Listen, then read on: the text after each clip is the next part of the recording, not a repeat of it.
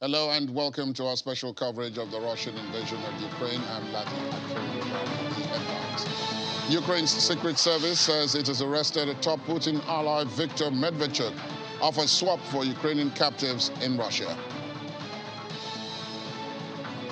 World Bank Group President David Malpass announces $1 billion government services award for Ukraine. And animal carers at Makerlife Zoo in the Ukraine vow to stand by their pets in spite of rocket shelling.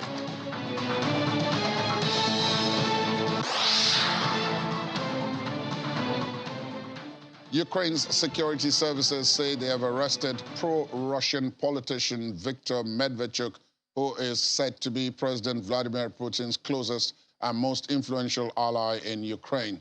President Volodymyr Zelensky had earlier published a photo of a tired-looking and handcuffed Medvedchuk, who says Putin is godfather to his daughter. In February, Kiev had said Mr. Medvedchuk, the leader of the opposition Platform for Life party, had escaped from house arrest. And last year, authorities had opened a treason case against him, although he had denied all wrongdoing. Quote, you can be a pro-Russian politician and work for the aggressor state for years. You may have been hiding from justice lately. You can even wear a Ukrainian military uniform for camouflage, according to the security services in an online post. The post cited Ivan Barkinkov, head of the secret services, as saying his operatives had conducted a lightning-fast and dangerous multi-level special operation to arrest Mr. Medvedchuk, but did not give any details. Last month, Mr. Zelensky had said the opposition Platform for Life, which is Ukraine's largest opposition movement, and several other smaller political parties with ties to Russia had been suspended. A spokesperson for Mr. Medvedchuk was not immediately available for comment. It is unclear as yet whether Mr. Medvedchuk is a civilian or a soldier. Meanwhile, Kremlin spokesman Mr. Dimitry Paskov has said it is too early for him to tell whether the footage of pro-Kremlin oligarch Viktor Medvedchuk being detained by Ukraine is authentic. The Ukrainian side stoops to the most intricate ways of producing fake news, Paskov told Russia's state-sponsored news agency. Earlier on, Mr. Zelensky, that's the president of Ukraine, had published a photo of Mr. Medvedchuk in handcuffs after what he said was an operation by security forces. Mr. Zelensky then offered to exchange him for Ukrainians held hostage in Russia. The swapping would involve senior pro-Russian politician Viktor Medvedchuk for male and female prisoners of war being held by Moscow's forces. In an early morning address, he said it was important for his forces and military forces to consider such a possibility. Mr. Zelensky also said it was not possible to draw 100% firm conclusions about whether Russian forces had used chemical weapons in Mariupol, noting that it was not possible to conduct a proper probe in the besieged city. Mr. Zelensky said what he called repeated threats by some in Russia to use chemical weapons meant that the West needed to act now to prevent such weapons from being deployed. He did not, however, give any details. U.S. President Joe Biden has said Russian President Vladimir Putin is committing, quote, genocide as he unveiled plans to extend the availability of higher biofuel blends of gasoline during the summer to curb soaring fuel costs and to cut reliance on foreign energy sources. The move represents the administration's latest attempt to tamp down inflation, which has hit a new 40-year high. The president said he stands by his characterization of Russia's actions in Ukraine as genocide, saying Russian President Vladimir Putin is, quote, trying to wipe out the idea of being able to be a Ukrainian. He said, I called it genocide because it has become clearer and clearer that Putin is just trying to wipe out the idea of being able to be Ukrainian, and the evidence is mounting. I called it genocide because it becomes clearer and clearer that Putin is just trying to wipe out the idea of being able to be Ukrainian. And the evidence is mounting. It's different than it was last week. The more evidence is coming out of literally the horrible thing that the Russians have done in Ukraine. And we're going to only learn more and more about the devastation. And we'll let the lawyers decide internationally whether or not it qualifies but it sure seems that way to me. Thank What more did you learn? You guys, let's go, guys. We're gonna load. Let's go. Meanwhile, U.S. Secretary of State Antony Blinken says the U.S. is not in position to confirm reports of the use of chemical weapons in Ukraine, but is working to determine what actually happened.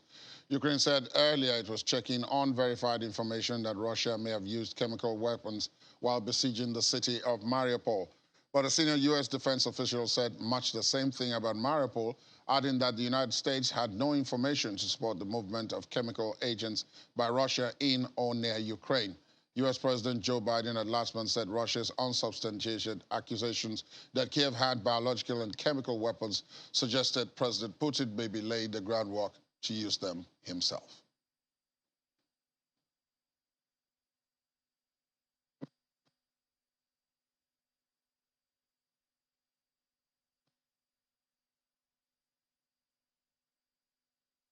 Убежден в нынешней ситуации, когда западные страны. And President Vladimir Putin says Russia's financial system is operating well and the West's economic blitzkrieg has failed, but says the risk of harm from sanctions could rise in the medium and longer term. Speaking after talks with his Belarusian counterpart Alexander Lukashenko in the Russian Far East, Mr. Putin said regarding the sanctions that he hoped common sense would prevail in the West. The Russian president also said that in the current situation, it is important to deepen integration with Belarus within the framework of a union state. According to him, together we will continue to oppose any attempts to slow down the development of both our countries.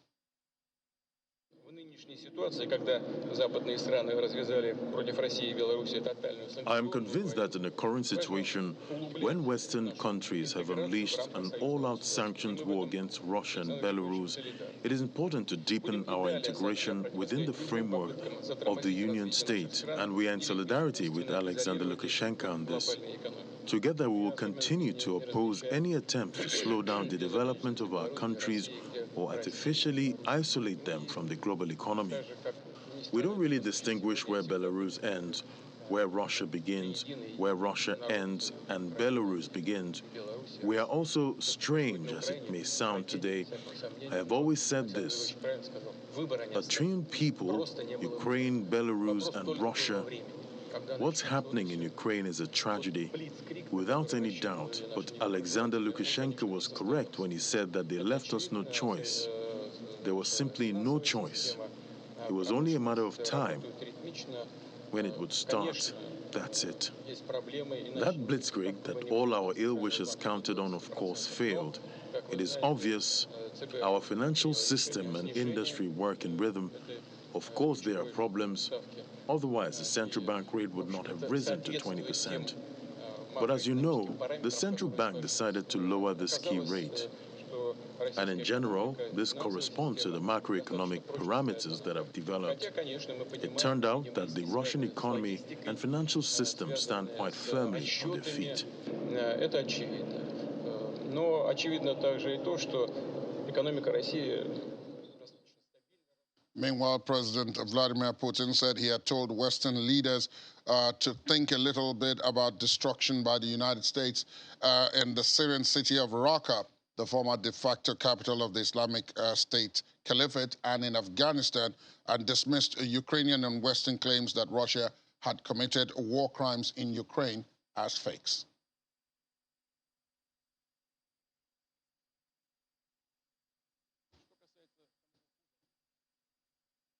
Russian shells hit a residential area close to the Kharkiv airport, sparking fire at a vocational school and damaging several nearby buildings. Firemen battled to put out the flames that engulfed the school located less than half a kilometer from the passenger terminal of Kharkiv airport and prevented the fire from spreading. 2 people were injured. Ukraine's defense ministry says Russia is preparing to launch a French assault in eastern Ukraine to try to take the city and encircle Ukraine's heavily fortified eastern front line.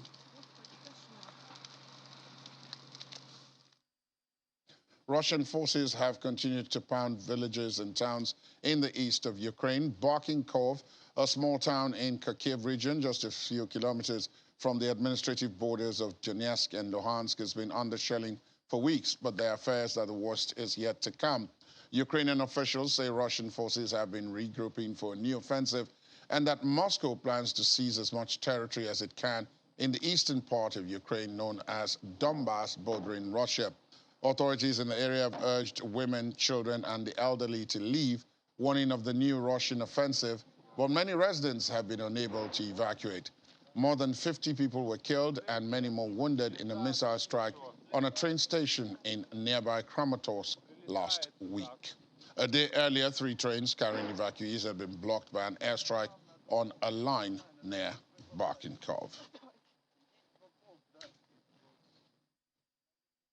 Let's talk to retired diplomat Ambassador Harun Umar, who joins us from our Abuja studios. Your Excellency, thank you for your time. Welcome to the program. Thank you very much. Let's look at this crisis war situation first from a diplomatic viewpoint. The talks have stalled, obviously. President Putin has said they're at a dead end. The Ukrainians say they're still willing to talk and probably virtually first, and then there are others who are asking that the two leaders of both countries should sit down themselves, by themselves, and try to iron this out. Is any of all of this viable, do you think? As far as I'm concerned, the time for talks from the viewpoint of Vladimir Putin has passed. Vladimir, what do you call him? Vladimir Putin has given the Ukrainian president, Zelensky, I can't pronounce the name well, he has given him enough time, enough warning to come to terms with his demands. He has amassed hundreds of thousands of troops to tell the Ukrainians that if you fail, we will do this. But the Ukrainians were hearkening to the words of the West, believing that the West will come to their assistance. The West will force the hands of Putin not to attack. In fact, most people believed until it happened that Putin was not going to attack. Now, Putin has an aim, and the aim is, one, to show that Russia is a power to reckon with. Secondly, he wants to break the hegemony being exercised in the world affairs by the US and the West, its cronies in the West. So as this war has broken now, the consequences of the war shows that overall, Putin is winning. If we go by the aim of his breaking the backbone of the Western hegemony, Putin is winning. So to that extent, for the Ukrainian president now to want to talk, I think it is belated. Putin will continue his onslaught until he achieves what he wants. Of course, the war will one day come to an end, but before it comes to an end, the Ukrainians will find themselves in total ruin. Let me then ask, That's because my take. From all the pictures and from all the reports that we're getting from either side, it's not quite as simple as to say that the Ukrainians are losing. The Russians have met stiffer resistance than they anticipated, at least from all that they weren't able to take any of the major cities in Ukraine, even as we speak. And they have, in fact, retreated to the east, where they are now preparing a fresh offensive. The Russian president has appointed a new person to lead his forces in Ukraine for this new offensive. So perhaps... That's right.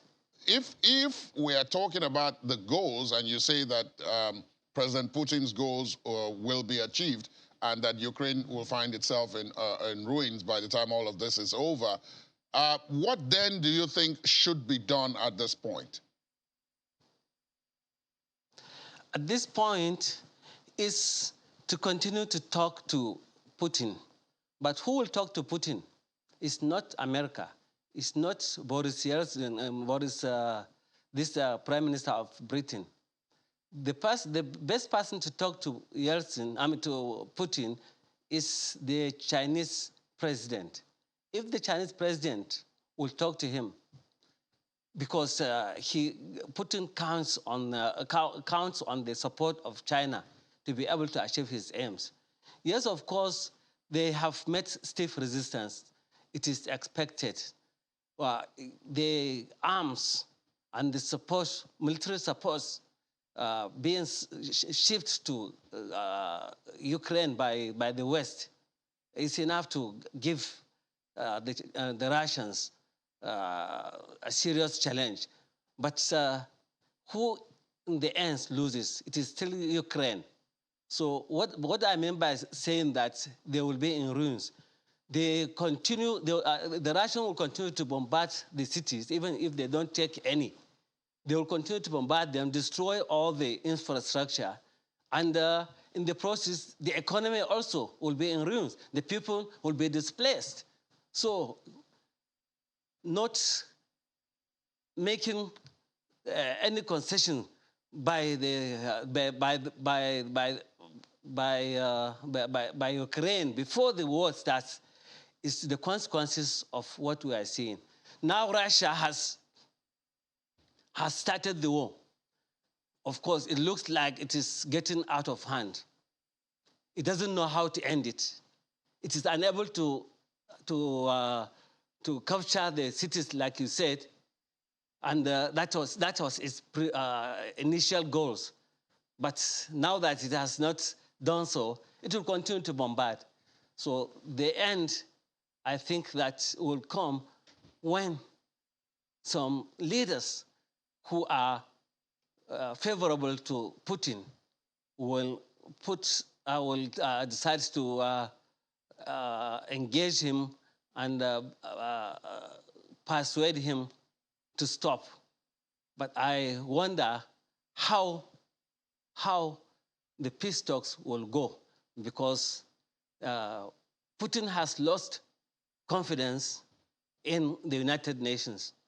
So how will the peace process start is really not quite clear, as far as I'm concerned.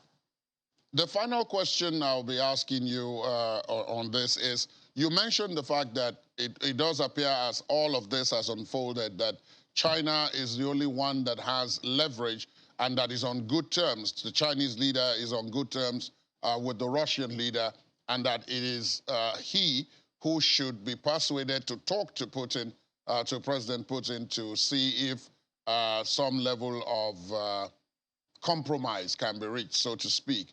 But then the Chinese, even if they were willing to do that, are also under threat from the Western powers, that if they come in or help the Russians in any way, they themselves will be the subject of sanctions. So the Chinese may be playing it quite quiet, don't you think?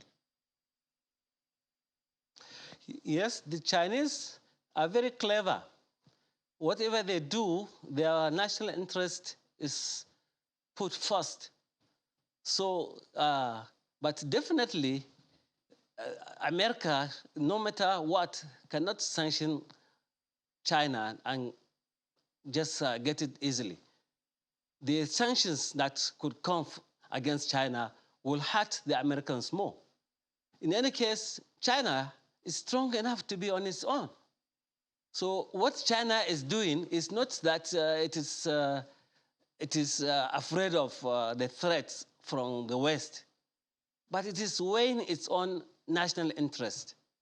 And it will be in their best interest if they go together with Russia, because that will help in dislodging the hegemony of the West, and especially the United States.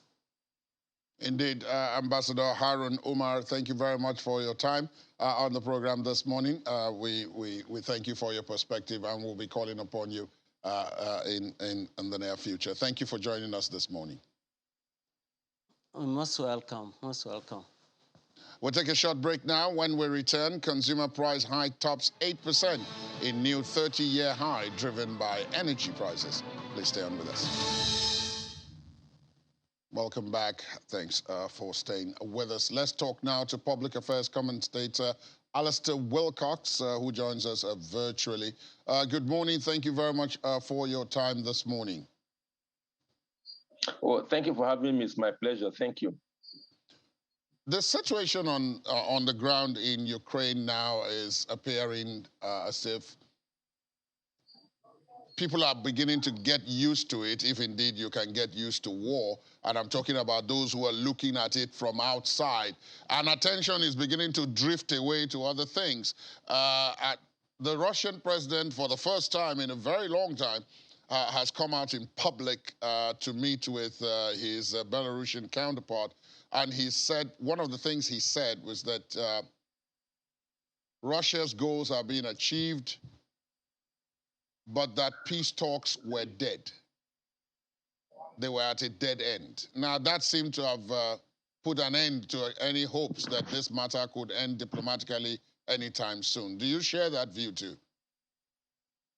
Well, I can see the grandstanding of President Putin in expressing that the peace talkers are dead, but history has shown that there's never been a time a war is won without diplomatic efforts. You might achieve victory at the war front or at the control lines, but ultimately you still need that diplomatic touch in order to restore sanity. You are correct, because the world is fast changing, and events occur intermittently, so that takes other things out of people's mind. But not to say the fact that the world has turned their back. Of course, most countries have their domestic issues. For instance, America has its own domestic issues for which the president needs to look into, such as the midterm election. Boris Johnson is facing a very, very big problem with in his country with his parliament and the people concerning his attitude towards his action toward the COVID lockdown. So some of these leaders have domestic issues to attend to. So of course, attention will shift, but not to say that the world will forget what is happening in Ukraine, because as a matter of fact, the daily news report that we get from Ukraine shows that there is no end in sight. Russia might be having difficulty in achieving their full objective, but with the recent redirection of effort towards a particular section, that's talking of Mariupol, to be able to subdue that city, shows that nothing is amiss as far as the war is concerned. There might be change of tactics, but the war is still very, very heavy, very, very potent, as it has been from beginning.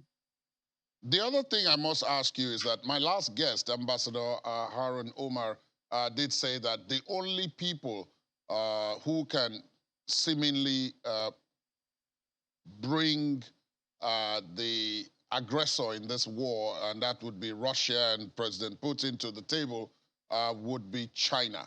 But China is probably not as well trusted by Ukraine because, of course, in the run-up to and since this war started, it has not been vociferous in its support, just like you pointed out that the Western countries have been. So how much of a role do you think China can play in bringing parties like this to the table, especially because on its own, China is another hegemon? Well, China seems to be playing will I say the neutral game as now, but everybody knows that China is more aligned to Russia than to the West. However, China have a lot to gain from the West. As such, they will not want to jeopardize that for Russia. Countries like Iran, countries like North Korea, Well, Belarus has already, sees itself as part of Russia. So these countries can brace the odd and put their total support say for Putin. But China will be diplomatic. Like you said, China is not being trusted by Ukraine because of their pro communist stand. Which Russia presents, and Ukraine is seriously looking towards the West. China has a lot to gain from the West, and so they will not want to jeopardize that. And of course, they are very, very good friends to Russia, so they are trying to play the nuclear game. Yes, China holds the ace, I must say, if they can only build the confidence and trust from Ukraine and from some other Western countries. For instance, remember the Americans had warned China to keep off because there will be severe consequences. Since after the COVID, no matter how strong an economy of any country is, after COVID, that economy was brought down. Every country economy was brought down. And so China was not an exception. So anything that will disturb China's economic prospect, I'm sure they will have a rethink about it. So they have the ACS, and it's to put pressure on Putin, because right now, the aggressor in this whole conflict is Putin. You might say Ukraine have its own challenge, have its own fault also in part of the matter. But the aggressor clearly is Putin, it's Russia. And so the way that China might get some leverage from Ukraine or to be trusted by Ukraine is to put pressure on China, on Russia, to drop their actions and come back to the table. I don't think negotiations has ended, has closed down. Unfortunately, Putin is not achieving his full objective. Initially, it was going to be a walkover in terms of walking over to Kiev and to taking over the whole country. But by meeting stiff resistance from the Ukrainians, they now changed tactics to now concentrate on the Donbas region so that they can at least go home with something as a near victory rather than the entire victory that they are going to have. But of course, that at a great cost to Ukraine, because infrastructures have been destroyed, homes have been destroyed, civilians are being killed, and all that. Not to say that Russia is not taking the heat. Russia too is having a whole lot of heat in terms of casualty of their troops, equipment, and all. So it's becoming quite dicey. Putin might not just admit the fact that he's not of genius justice. So he wants to concentrate on the particular region and to get as much leverage. And he will look for friendly countries like Iran, maybe like North Korea, if they want to come into the fray in order to achieve that. But it's going to be quite difficult. And it's a long day ahead, except China brings a lot of diplomatic pressure to bear on Putin to change his status and to give peace a chance. It does appear, of course, also that economically, you pointed to that towards the end of your last answer, which is that Russia is feeling the heat economically. Everybody is feeling the heat, and it's like a double situation because we're just coming out of COVID, and then this happened. But Europe is also feeling the heat, and it does appear as if on the level of the economics of it, Europe itself is divided because there are those who say, look, yeah, we are with you, but we can't really just completely just divorce ourselves from Russia immediately because we're completely, to varying degrees, reliant on them for large percentages of our energy supplies. And we've seen that in the price. And you alluded to the home politics of some of those countries. So now, do you think at any point, any of those countries, of any of those groups of countries, in terms of the economics of it and how much impact that could have, they themselves would have the motivation, shall we call it, to put pressure even on Ukraine and its Western supporters to come to some kind of agreement or some kind of compromise with Russia, just as you said China should do that on the side of the Russians? Well, you will agree with me that Nigeria is also feeling the heat. Just at the beginning of the conflict, diesel price, I'm sure your station is feeling the heat. Diesel Absolutely. Price just went up from about 400 naira to about 800, and then aviation fuel and all that. So it's a global phenomenon, and like you said, it's a global phenomenon. While most parts of Europe depend on Russian gas to power their homes, in fact, the little window they have now is the fact that winter is fast going, and so they are now approaching summer. So the energy need must have reduced a little bit. If this has happened from the months of November, December, January, I mean, it could have been a different story.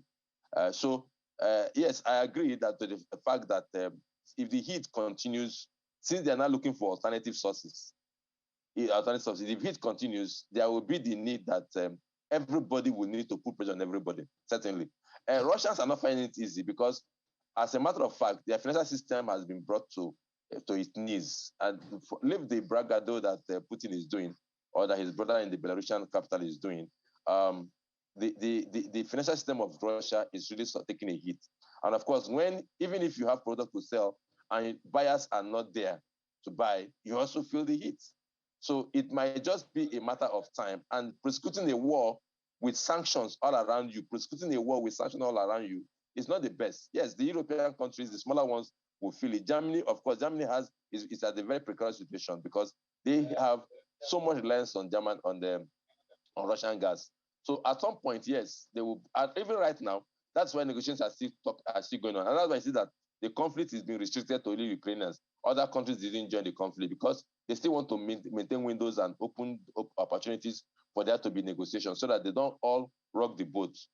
But the fact is, some of them also maintain their national pride in order not to reward Putin with his aggression in Ukraine. I mean, what's happened in Ukraine?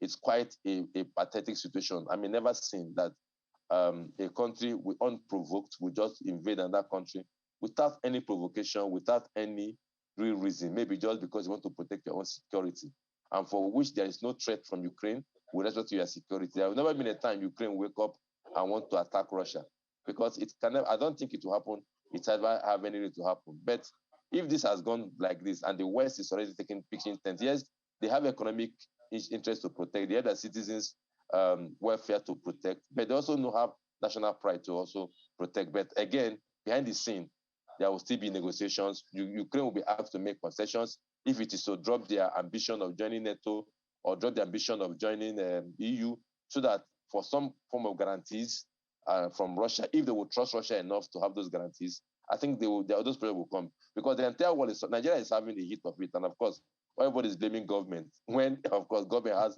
little or no control over what is happening, because when energy prices go up, when scarcity comes up, price certainly will go up. And so this is where the world is now. Coming out from COVID and entering this is quite a double tragedy for the world, and everybody needs to come to their senses and bring some form of relief to everybody.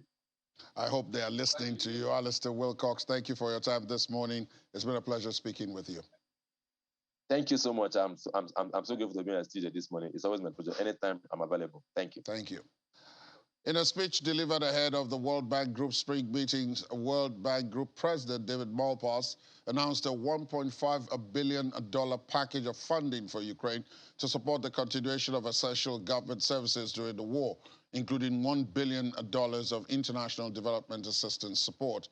Mr. Malpass warned that the war in Ukraine and the COVID-19 lockdowns in China are further reducing the recovery path for developing countries, and said that most emerging markets and developing economies are ill-prepared to face the coming debt shock. I'm pleased to announce today that the World Bank is currently preparing a $1.5 billion operation for Ukraine to support continuation of essential government services during the war.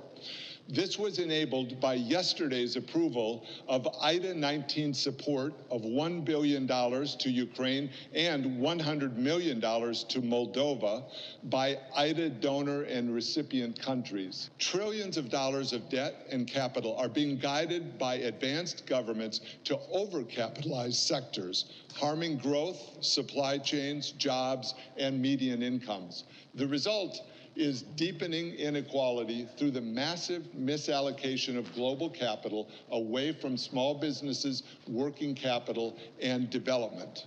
I call on the governments and central banks of the advanced economies to alter fiscal, monetary, and financial regulatory policies that are concentrating wealth and income, misallocating capital, and fueling inflation.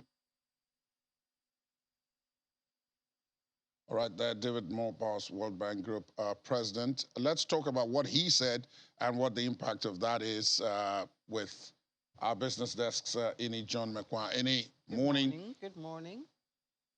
To put it in simple English, what David Malpass is saying is that beyond the war in Ukraine, beyond COVID-19, there's a lot of harm waiting for the world economy. Yes, and it has started already. We see, for instance, I heard you talk about inflation earlier. Yes. You have inflation in the UK, a 30-year high, or 31, I think. You have in the US, a 40-year high. You have in Germany, 32-year high.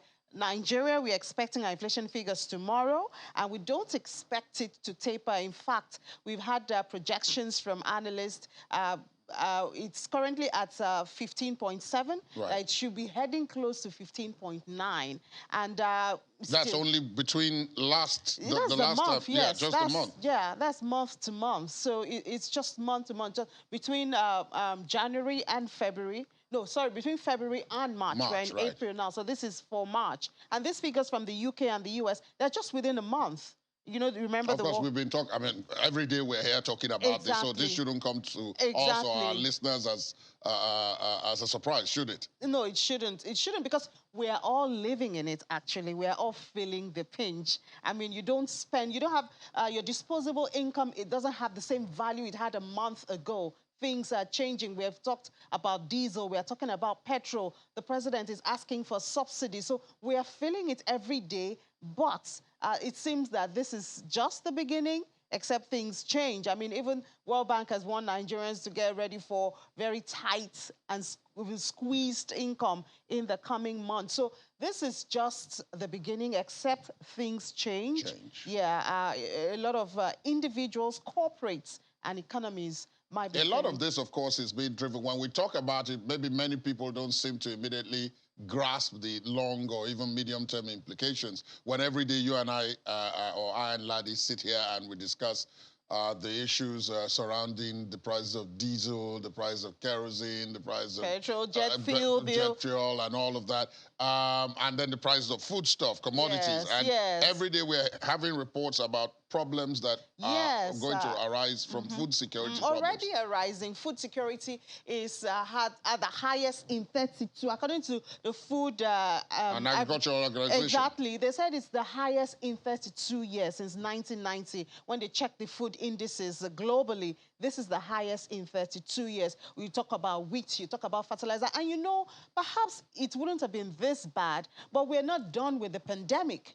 You know. In fact, in some areas, it's making a comeback. Exactly. And then you now have the war coming on, and you have these two countries who are major suppliers of grain and fertilizer components to the world. You know, and that's why even OPEC had come out to say, I mean, there's no way we can just plug the supply of Russia, even if a lot of efforts are coming from America and some other countries. We cannot just plug it. And so we see, when it comes to food now, we see the EU bringing up, they call it food diplomacy. Yes, they're trying to, because we can't just allow people to die of hunger.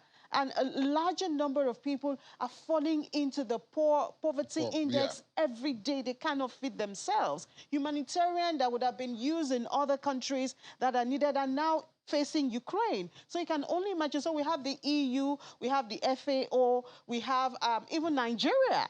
The president. You were telling me before we came on that the president had ordered some of our strategic reserve released. From grains, from 40,000 metric tons from our strategic reserve to try to plug some of this, because, of course, wheat is not coming in as it used to. We also have corn, and these are connected to the staple food that people eat every day. This is connected to poultry. You want to talk about eggs, you want to talk, you know, all of those things are just so connected. And if something is not done, insecurity is not far away from that. Now, before I let you go, there's this one that is coming from the U.S. that you mentioned, the windfall profits tax. Yeah. I read it and I'm not too sure I fully understand it. What is that? So what's happening is, with the movements in oil prices, you know, it was about $70 earlier this year. Normally, it should have been before the war. With the war, it's now going to 100. Maybe it goes to 99, 98. And then comes back. And goes back to 100. Some people are making money from this. The oil companies, the Chevron, the ExxonMobil, they are making money, and most of them are in the United States. And we talked about the prices of gas in the United States. Going it's up impoverishing, yes, it's impoverishing the people. And so analysts and economists are saying, I mean, we cannot have some people eating in the midst of a lot of hungry people, so let there be the tax them progressively or based on the price of oil globally. So if the price of oil goes up, then the tax for these corporates, especially the oil giant, goes up. And then if it goes down, then it goes down. If it's stabilized, fine, we'll leave it. And what that could help to do is you plug back that tax into the economy and help subsidize some of those hardships which Americans are facing. Well, they're asking Congress to approve this. We don't know how far this will go. How fast that could happen. We don't know how far this will go, but I mean, it's what economists are talking about in the United States at this time. Everybody's feeling the pinch. Ini, thank you for the clarifications. Details, of course, will come in our business programs later on today. Right after this show, there's Business Morning. And later on in the day, there's Business Incorporated at 1:30. Thank you. We'll take a break, and when we return, animal carers stick by their pets. Why? We'll let you know after the break. Thanks for staying tuned. Welcome back. Italy has seized properties worth 105 billion euros owned by Russian Formula One driver Nikita Mazepin and his oligarch father. The operation, known as Rocky Ram, targeted a villa located in the north of the island of Sardinia. It is part of broader efforts aimed at penalizing wealthy Russians linked to President Vladimir Putin after Russia's invasion of Ukraine. Mr. Mazepin, who was fired in March by US-owned F1 team Haas, has been included in an EU sanctions list, along with his father, Dimitry, who has been described as a member of President Putin's closest circles.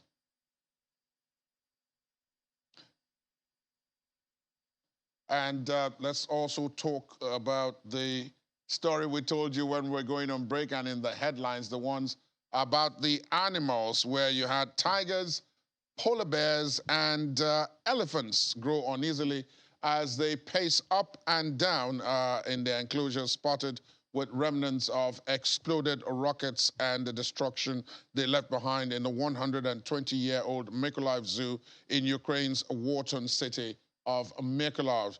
That is the animals, are with us practically all the time.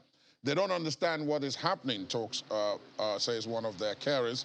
We're next to them all the time, and they are with us. And that's according to Victoria Shusko, who's holding a Black Panther cub in her hands. As you can see on the screen, a key stepping stone for Russian forces on their way to Odessa. Mykolaiv has come repeatedly under rocket attacks. Part of the unexploded rockets are visible on the historic zoo grounds. The zoo is full of rare species of animals, including those of 5 big cats.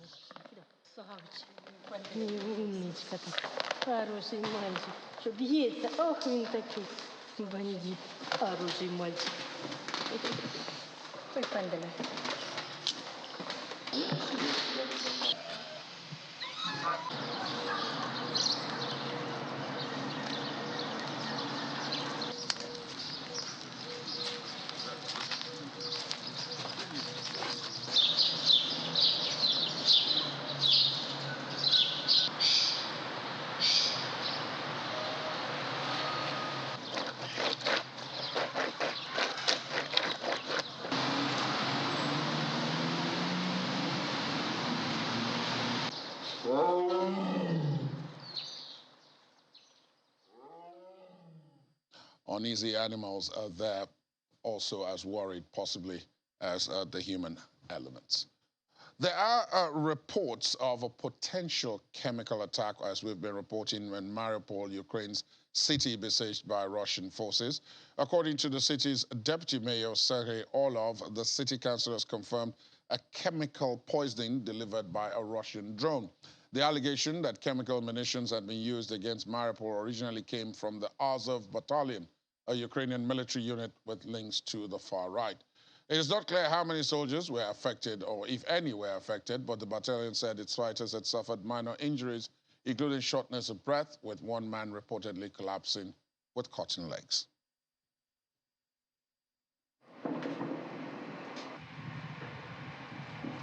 While reports of the use of chemical weapons are yet to be confirmed in the city of Mariupol, the battle for the besieged city is reaching a decisive phase ahead of an anticipated Russian offensive.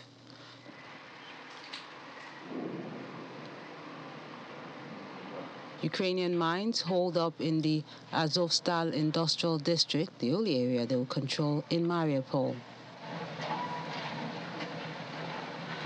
Ukrainian mines are holed up in the Azovstal industrial district, the only area they still control in Mariupol.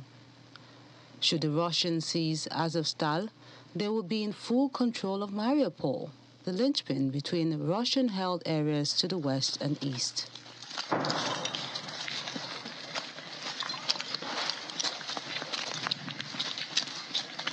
The city has already been laid waste by weeks of Russian bombardments that have killed possibly thousands of civilians.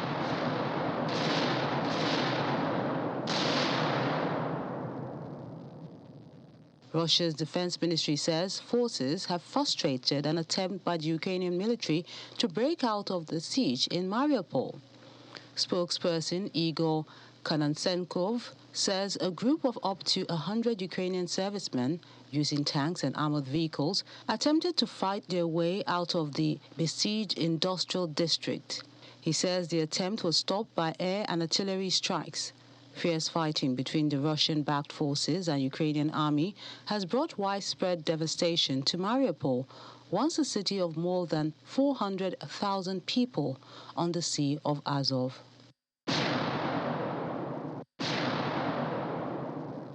Ukrainian President Volodymyr Zelensky says tens of thousands of people have likely been killed in Russia's assault on the city.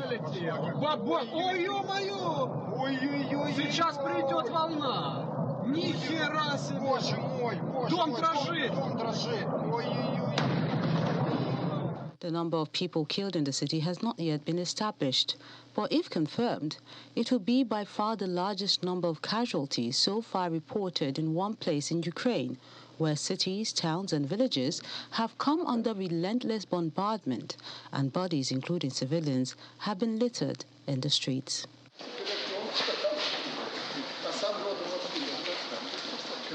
In the meantime, the Russian President Vladimir Putin flew into his country's Far East Amur region for talks with his Belarusian counterpart, Alexander Lukashenko, expected to focus on Ukraine and Russian-Belarusian integration.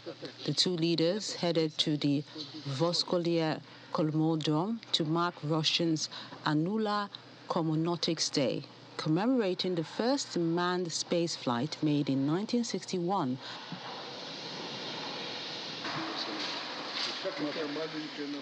Later, President Putin said that Moscow's military operation in Ukraine would undoubtedly achieve what he says were its noble objectives.